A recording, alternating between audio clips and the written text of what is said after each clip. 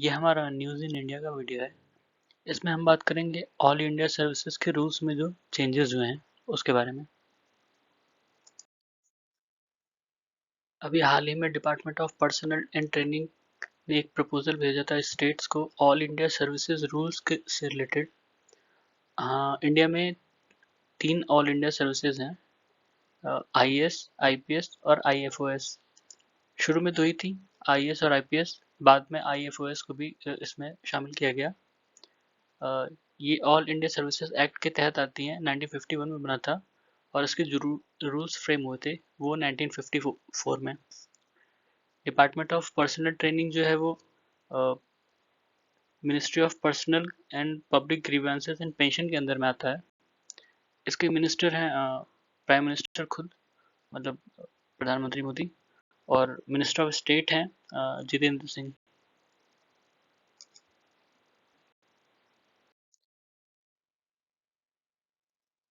Union government ने 4 नए amendment propose किए हैं ऑल इंडिया सर्विसेज रूल्स में।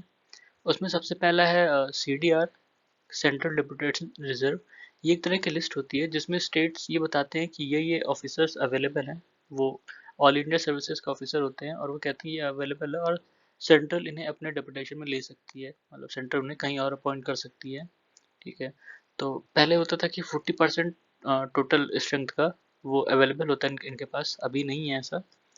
तो अब जो नया अमेंडमेंट प्रपोज है उसमें इन्होंने कहा है, यूनियन गवर्नमेंट ने कहा है कि सेंट्रल गवर्नमेंट और स्टेट गवर्नमेंट वो मिलकर डिसाइड करेंगे कि कितने नंबर ऑफ ऑफिसर भेजने हैं डिपुटेशन पे।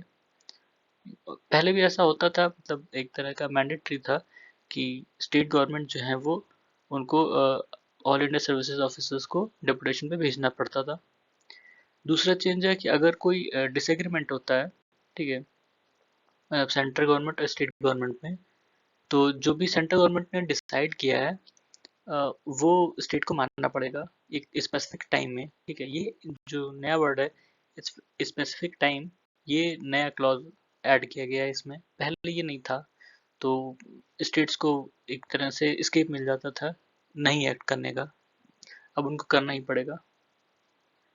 फिर है तीसरा चेंज जो प्रपोज किया गया है वो, अगर स्टेट गवर्नमेंट ने उस सेंटर के डिसीजन पे एक्ट नहीं किया उस स्पेसिफिक टाइम में, तो वो ऑफिसर जो है वो रिलीव कर दिया जाएगा जिस दिन से सेंट्रल गवर्नमेंट चाहेगी। मतलब अगर सेंट्रल गवर्नमेंट कहा है कि इस पर्टिकुलर डेट से ये ऑफिसर जो है सेंट्रल डिप्यूटेशन पे आ रहा है और स्टेट गवर्नमेंट नहीं भेजती उसे, तो वो रिलीव माना जाएगा अपनी ड्यूटी से। पहले क्या होता था कि जो ऑफिसर होता था उसे नो ऑब्जेक्शन क्लियरेंस लेना पड़ता था स्टेट गवर्नमेंट से। इस केस में नहीं है, क्योंकि सेंटर जो है वो ओवर रूल कर रहा है स्टेट गवर्नमेंट को एक तरह से। ठीक है। और फोर्थ क्या है, सेंट्रल गवर्नमेंट अगर किसी एक पर्टिकुलर सिचुएशन में चाहती है कि पब्लिक इंटरेस्ट में ये ऑफिसर जो है वो सेंट्रल डिप्यूटेशन में आए, तो उसको आना पड़ेगा और स्टेट को उसको ये मानना पड़ेगा। यूनियन गवर्नमेंट ये अमेंडमेंट क्यों लाना चाह रही है, क्योंकि जो पुराने नियम है उसके हिसाब से नहीं काम हो रहा है। मतलब स्टेट जो है वो ज़्यादा ऑफिसर्स नहीं भेज रही सेंट्रल डिप्यूटेशन के लिए।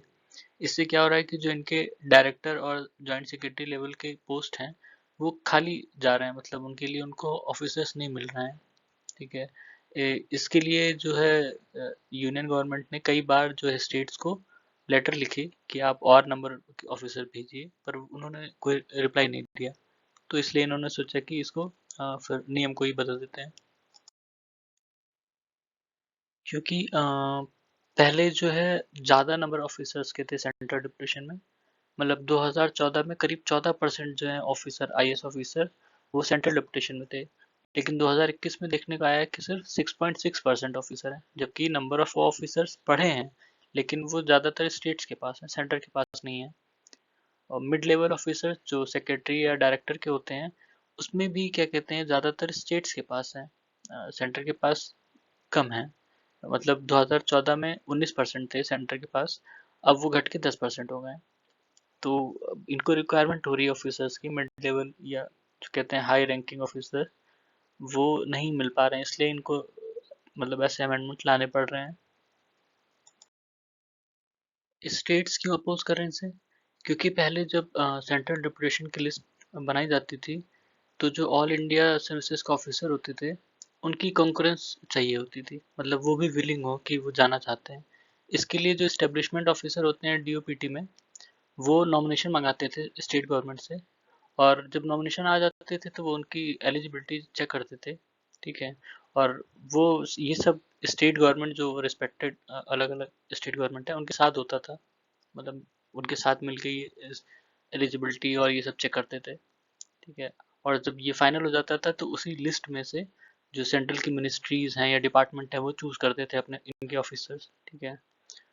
पर ये लिस्ट जो है वो 2018 से बननी बंद हो गई, क्योंकि जो उनको एक रिपोर्ट मिली कि जो ऑल इंडिया सर्विसेज के ऑफिसर्स हैं स्टेट गवर्नमेंट में जो हैं, वो सेंटर में नहीं जाना चाह रहे हैं, तो ये लिस्ट बननी बंद हो गई। उसके बाद से ही धीरे धीरे ये कहते हैं ऑफिसर्स की क्राइसिस होने लगी। तो ये था एक वीडियो इस पे। सुनने के लिए धन्यवाद।